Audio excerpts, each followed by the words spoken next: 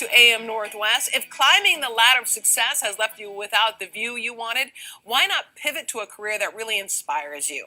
Here to share how to do that, we welcome back personal branding expert Parker Walsh. Good to see you, Carol. Good to see you too. So one of the things you say is, first of all, don't quit the job you have without a plan of action. Absolutely. You know, what usually happens when people are miserable, you know, that Sunday beforehand, they get sick and they're ill, or they're just bored, or maybe they've just been in a career for a long time and they're stagnant, unfulfilled, or satisfied. The first thing they think is, I want out, right? And sometimes what happens is by immediately going there, you just jump out of the frying pan into the fire. So yes, do not leave your job unless you have a plan of action, because pivoting is a process. It's not an overnight proposition. So just, you know, the first thing people do is get that resume and they dust it up and they immediately try to leave.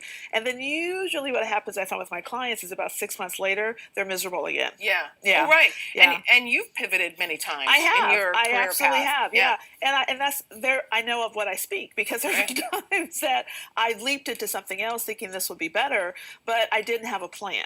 And the first thing you have to do with a plan is really get familiar with what you want to do. Yeah, you say you spend time getting clear on what you really want. Yes, you have to get clear. Other than that, you're just blindly going into something, just leaving one situation as opposed to really knowing what you're moving into a situation. And knowing taking the time to really figure out what you want. I know some of my clients, they either want to promote in their career or they want to take an entrepreneurial opportunity.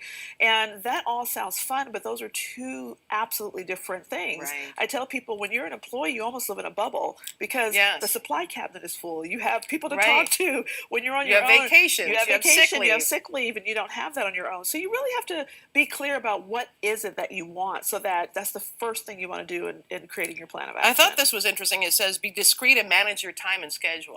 Absolutely, right? So if you're working for someone else, you don't want to start showing up or not showing up at that job because you're too busy trying to find something else to do, or starting your side business, or things of that nature. So if you're going to really start exploring this, make sure that you are doing the work that you were hired to do, because you want to manage your reputation, and you want to leave on good rapport with the people that you're working with, because you never know when that may come back around and you may need or want to talk to them. You want recommendation letters and so on and so forth. So you want to be discreet if you are looking for something else, if you are thinking about other opportunities. You shouldn't be talking about it, should you? You shouldn't be talking about it, nor should your misery overpower your ability to be effective in your job. Because people will see that. Yes, that's a lot of times, you know, you show up, you're not happy at work, and one day you show up all dressed fabulously and they're wondering what's going on. Well, that's a big joke around here, big joke around here when someone dresses up, got a job interview. Exactly. So if you're performing in a certain way and then all of a sudden it shifts, it's going to draw attention, and you don't want that. So really honor what you're doing. And honestly, if you do the work to figure out what you want, you may be able to leverage your time there to be helpful for you for your next venture. This is interesting. Use your evenings and weekends to test drive a few options. Yes. So these are great opportunities to do informational interviews, to do some volunteering, to connect with someone in an industry that maybe you're interested in going into, to see what it's like if you're doing a real pivot into something totally different. Or if you are interested in being an entrepreneur, maybe starting a side hustle and doing something on the weekends, just to kind of see if this is a lifestyle that you want to go into. Because if you think you want to do something and you move into it and realize it's not what you want, then you just made a huge mistake and error. So you want to kind of test drive what you're interested in to make sure it's the right path for you. The informational interviews, have you done those before you made another pivot in your career? Absolutely. When I found an interest in something, and I always recommend it, talk to people who are doing what you think you want to do. They'll tell you the truth of it, right? It seems glamorous from your end. It always does. The grass is always greener on the other side. And when people talk about different positions in different industries, they only give you kind of the sunny side. But when you talk to someone who's actually in that work, who has done that work, they will give you the full 911 on that that job.